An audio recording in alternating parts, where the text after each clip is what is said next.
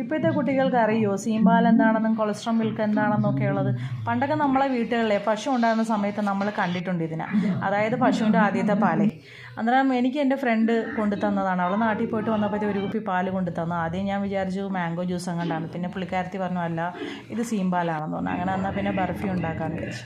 അപ്പോൾ ബർഫി പെട്ടെന്ന് തന്നെ നമുക്ക് ഉണ്ടാക്കാം. വെള്ളമൊന്നും ഒഴിക്കാതെ തന്നെ ഈ പാലും തിളപ്പിച്ച് നന്നായിട്ട് വറ്റിച്ചെടുക്കണം. ഒരു പൊട്ട് വെള്ളം പോലും ഇല്ലാത്ത രീതിയിൽ നമ്മൾ മുട്ടയൊക്കെ ചിക്കത്തില്ലേ അത് കണക്കങ്ങ് ആക്കി അങ്ങ് വെച്ചാൽ മതി. അതിനുശേഷം ഒരു കപ്പ് പഞ്ചസാരക്കകത്ത് അരക്കപ്പ് വെള്ളം ഒഴിച്ച് ഒരു നൂൽ പരുവത്തിൽ പഞ്ചസാര ലായനിയാക്കി മാറ്റി വെച്ചിട്ട് കുറച്ചധികം നെയ്യ് തന്നെ അതിനകത്ത് ഒരു പാനിൽ ഒഴിച്ചിട്ട് നമ്മൾ ഒരു കപ്പ് കടലമാവ് നന്നായിട്ടങ്ങ് റോസ്റ്റ് ചെയ്യുക. അതിനുശേഷം നമ്മൾ സീംപാലിൻ്റെ ആ ഒരു മിക്സ്ചറും അതുപോലെ തന്നെ പഞ്ചസാര പാനി ഒഴിച്ച് നന്നായിട്ട് അങ്ങോട്ട് ഇളക്കി കൂട്ടി യോജിപ്പിക്കണം.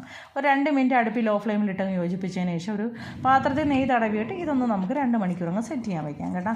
ഇത് ഒരു 2 മണിക്കൂർ കഴിഞ്ഞ് പുറത്ത് തന്നെ വെച്ചിരുന്നാൽ മതി. ഫ്രിഡ്ജിൽ വെച്ചാലും നല്ലതാണ്. എങ്ങനെ ആയാലും നല്ല ടേസ്റ്റിയാണ്, സോഫ്റ്റ്